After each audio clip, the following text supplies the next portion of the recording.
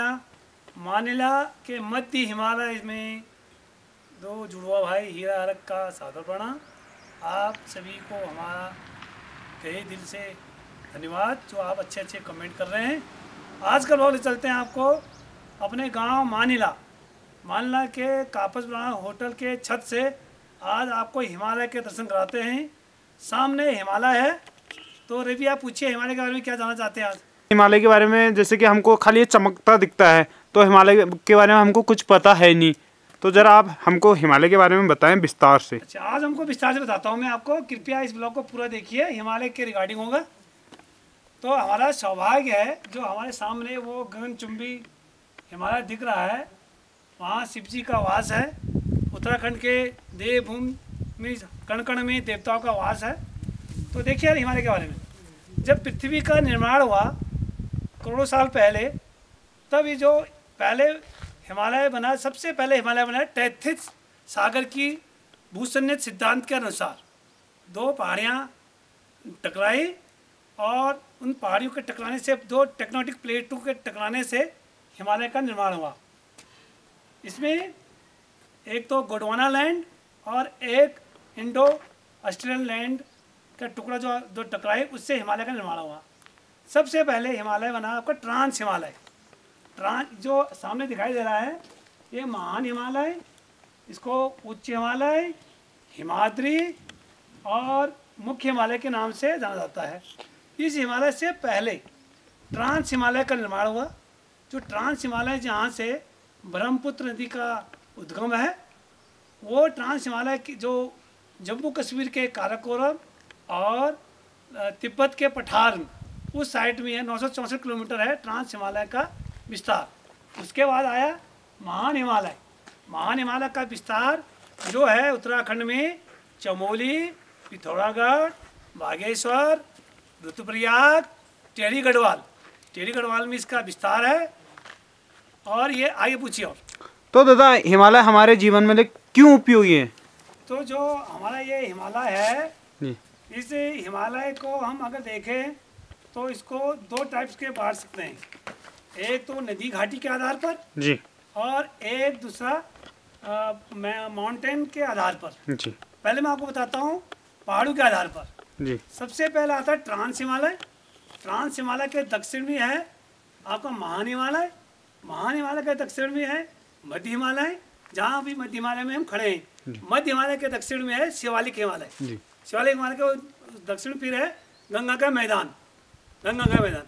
तो जो उधर महान हिमालय है, अब मैं आपको सिडनी बुराट भूगोल विद्या के भूगोल शास्त्री के अनुसार बताता हूँ। जो ये हिमालय की रेंज दिखाई दे रही है, ये हिमालय जम्मू कश्मीर के नंगा पर्वत से लेकर, कहाँ से? जम्मू कश्मीर के नंगा पर्वत से लेकर अरुणाचल प्रदेश के नामचा बरुआ पर्वत तक फैला है। और इसकी आकृति धनुष की तरह है। इसकी कुल लंबाई 2400 किलोमीटर है। कहाँ से? जम्मू के नंगा पर्वत से अरुणाचल प्रदेश के नामचा पर्वत तक की लंबाई 2400 किलोमीटर में है। तो हम अब नदी या घाटी के अनुसार इस हिमालय को बांटते हैं। सबसे पहले हिमालय आता है जम्मू ओब्लिक पंजाब हिमालय। जम्मू ओब्लिक पंजाब हिमालय, जो उसकी रेंज है सिंधु नदी से सतलज नदी तक, वो है 760 किलोमीटर। उसके बाद आता है गढ़वाल कुमाऊँ हिमालय। गढ़वाल हिमालय की जो रेंज है वो 320 किलोमीटर है। वो कहाँ से है? सतलज से काली नदी तक। फिर आता है नेपाल हिमालय। नेपाल हिमालय की रेंज है 800 किलोमीटर। वो है काली नदी से तीस्ता नदी तक। फिर आता है आपका असम हिमालय। असम हिमालय को पूर्वांचल हिमालय भी कहते हैं।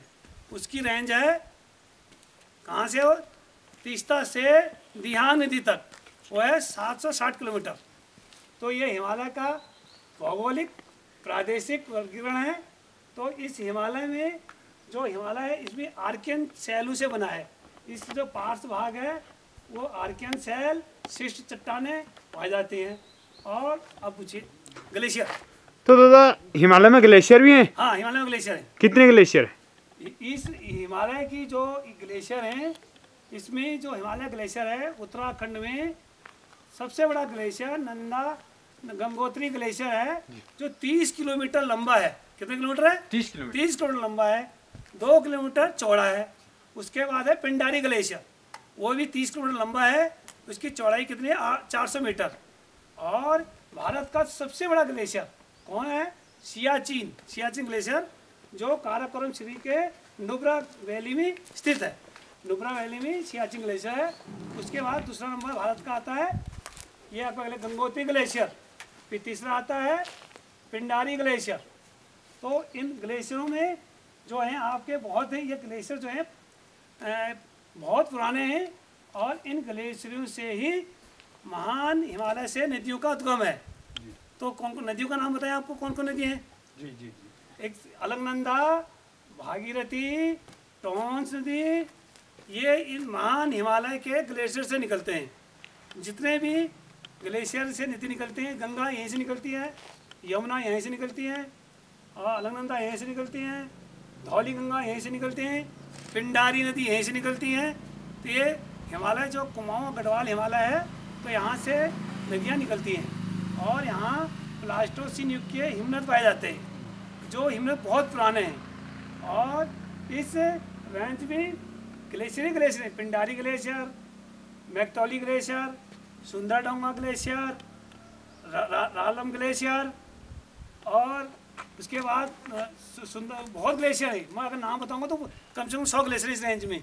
तो मैंने आपको मेन ग्लेशियर बताएं जो कुमाऊं में बड़े बड़े ग्लेशियर हैं। एक तो कुमाऊं में तो पिंडारी ग्लेशियर है, और जो आपका ये गंगोत्री ग्लेशियर गढ़वाल मंडल में पड़ता है। तो इस रेंज में ग्लेशियर हैं। और एशिया महाद्वीप के जो एशिया महाद्वीप में बहुत कंट्री हैं, नेपाल है, यहाँ में चाइना है, इंडिया है। तो एशिया महाद्वीप में सबसे बड़े कितने वर्ल्ड के विश्व के सबसे बड़े पर्वत श्रृंखला और हाइट 94 हैं। जो संसार के वर्ल्ड के 94 पर्वत हैं, उनमें से 92 ओनली 92 इसी पर्वत श्रेणी में हो। इसी पर्वत श्रेणी माउंट एवरेस्ट है वर्ल्ड का सबसे हाईएस्ट जो रेंज है, माउंट एवरेस्ट की है, जो वो नेपाल में पड़ती है। नेपाल में इसको सागर माता के नाम से जाना जाता है। और तिब्बत में चोमोलुंगमा तिब्बती लैंग्वेज में इसको बोलते हैं, माउंट एवरेस्ट को चोमोलुंगमा। तो ये आज हिमालय का है। और कुछ हिमालय के बारे में हिमालय के बारे में हम जान तो रहे हैं, लेकिन हाँ, तो जो हिमालय है इसका अर्थ क्या है बताइए। इसका अर्थ है संस्कृत, इससे जो हिमालय शब्द है संस्कृत का हिम प्लस आलय। हिम माने बर्फ, आलय माने घर, तो बर्फ का घर। तो इसमें बर्फ मतलब कंटिन्यू रहती है, या इसमें खाली जैसे हमारे यहाँ बोलते हैं खाकर, या खाकर रूपी रहती है, या ज्यादा होती होगी? नहीं, ये तो जो ग्लेशियर है ये तो प्लेस्टोसिन युग से है, इसमें खाकर नहीं होती। ये इतनी इसकी जो हाइट है 4500 से और 6000 मीटर पर यहाँ हिम स्नो लाइन हिम रेखा बोलते हैं। तो 4500 से ऊपर 6000 मीटर के बीच में उसको बोलते हैं स्नो लाइन, उससे ऊपर बर्फ मिलती है। वो बर्फ आज से नहीं कितने करोड़ों साल से भी है वो। इसके अंदर ब्लैक आइस होता है, ये खाकर नहीं है, ये तो हमेशा बर्फ है, हमेशा बर्फ जमी रहती है। जितनी हाइट पर है हमेशा यहाँ पर बारिश नहीं होती है, यहाँ पर स्नो बारिश होती है, बर्फ की बारिश होती है। क्योंकि पानी इतना माइनस में जाता है कि यहाँ तो बर्फ माइनस जो भी वर्षा होती है बारिश होती है, बारिश नहीं होती है, बर्फ की वर्षा होती है। जो बारिश होगी ना वो बर्फ ही जमेगी, कंटिन्यू बर्फ जमेगी। तो यहाँ औषधि भी मिलते हैं? नहीं, यहाँ पर औषधि यहाँ पादप पेड़ पौधे का उगते नहीं है, क्योंकि टेम्परेचर हाई है। मध्य हिमालय में औषधियाँ मिलती हैं। खाली ओनली यहाँ पर बर्फ रहती है, ओनली यहाँ पर बर्फ है। और ये जो चट्टाने, इसके चट्टाने कटे फटे हैं जी। ये जो पर्वत देख रहे हैं आप, ये प्लास्टोसिन युग के हिमनद हैं। तो ये चट्टाने कटे फटे हैं। और जो नीचे दिखाई दे रहा है वो मध्य हिमालय, महान हिमालय के नीचे मध्य हिमालय है। वो मध्य हिमालय में हमारा अल्मोड़ा है, चंपावत है, नैनीताल है, यहाँ से आपका देहरादून है, ये मध्य हिमालय के रेंज में आते हैं। और महान हिमालय में तो ये देख मैं बता दिया आपको 6 डिस्ट्रिक्ट आते हैं। तो एक लास्ट क्वेश्चन हमारा है, हमारे जीवन में हिमालय क्यों उपयोगी है? तो अगर ये हिमालय नहीं रहे ना तो हमारा मनुष्य का अस्तित्व खत्म है। वो कैसे, क्यों? वो इसलिए बता रहा हूँ, आपके गौर से सुनिए। हिमालय का महत्व इतना है प्राचीन काल से, इससे हिमालय में हम लोग कहते हैं देवता का वास है। पहली बात देवताओं का, शिव जी का वास है, नंदा देवी जो हमारा। तो हिमालय का हमारे जीवन में बहुत महत्व है। इसके हिमालय के बिना हमारा जीवन नहीं है। पहली बार जितने भी उत्तराखंड की नदियों का उद्गम है वो इसी महान हिमालय से होता है। उसमें गंगा है, भागीरथी, अलकनंदा, उसके बाद आपका पूर्वी रामगंगा, उसके बाद आपका पिंडारी ग्लेशियर से पिंडारी नदी निकलती है, वहाँ से फिर आपकी धौली गंगा निकलती है, फिर ऋषि गंगा निकलती है। जितने भी ये गंगा हैं महान हिमालय से निकलता है और पानी की आपूर्ति करती हैं। और जो गंगा का मैदान आता है तराई क्षेत्र में और जो हमारा पानी पीते हैं इसी हिमालय से निकलता है। पहली बात तो एक है। दूसरी बात, इस हिमालय का महत्व है, जब जून में मानसून आता है तो वो वहाँ से आता है आपको बंगाल की खाड़ी से, और बंगाल की खाड़ी से मानसून आता है तो वो मानसून आके इस हिमालय की चोटी पर टकराता है। जब वो हिमालय की चोटी पर टकराता है तो वो यहाँ मध्य हिमालय में, जैसे मध्य हिमालय यहाँ खड़े हैं, यहाँ पूरा बारिश कर देता है। और जो हिमालय की चोटी है ना, उस चोटी के उस पार ट्रांस हिमालय है, तो वहाँ बारिश नहीं होती है। आपने देखा लेह लद्दाख में बारिश नहीं होती, वहाँ पर सूखे पहाड़ इसलिए हैं क्योंकि ये महान हिमालय है। और वहाँ से जो पानी आता है मानसून में तो इस पहाड़ पर टकरा के यहाँ पर जाता हो तो पहाड़ उसको क्रॉस करने देता नहीं है। तो उधर लेह लद्दाख में देखना बारिश ना के बराबर है। क्यों? इसलिए होती है ये महान हिमालय उसको टकरा के पानी ये मध्य हिमालय में छोड़ देता है। एक दूसरी बात। तीसरी बात, जब सर्दियाँ पड़ती है ना तो उसमें साइबेरियन जो रूस का पार्ट है, रूस का कुछ भाग यूरोप में है और कुछ भाग है एशिया में। जो यूरोप अच्छा है उसको बोलते हैं साइबेरियन। तो साइबेरियन में इतनी ठंड होती है, साइबेरियन जब बर्फीली हवा चलती है तो उसी हिमालय को रोकती है, उस हिमालय को रोक के उस ठंडी हवा को उधर वापस लौटा देती है। और ये बीच का मध्य हिमालय ठंडा उतना नहीं होता है। अगर वो पहाड़ ना हो ना तो यहाँ तो कुल्फी जमते हैं हमारे मध्य हिमालय में, वो जो ठंडी हवा आती है साइबेरियन, उस साइबेरियन हवा को मध्य हिमालय में आने से रोकती है। और तीसरी बात, ये हमारे बॉर्डर है, क्योंकि यहाँ से आज तक कोई कंट्री ने अटैक नहीं किया। ये हमारे एक बॉर्डर लाइन में आता है, क्योंकि कोई भी दुश्मन इस पहाड़ को ठीक इधर क्रॉस करके नहीं आता है। ये हमारे बाउंड्री लाइन भी है। तो दादा अभी जो हिमालय है, हिमालय की क्या स्थिति है? अभी हिमालय की स्थिति बहुत दयनीय है, क्योंकि जो गंगोत्री ग्लेशियर है वो हर साल 20 पॉइंट कुछ मीटर पीछे खिसकते जा रहा है। उसका कारण ग्लोबलाइजेशन, उसका कारण टेम्परेचर बढ़ना। तो जो गंगोत्री ग्लेशियर है, लोग चिंता होगी। अब एक इसरो ने वहाँ कुछ देखा तो उन्हें इसरो ने बोला यार ये तो गंगोत्री ग्लेशियर हर साल पीछे खिसकते जा रहा है।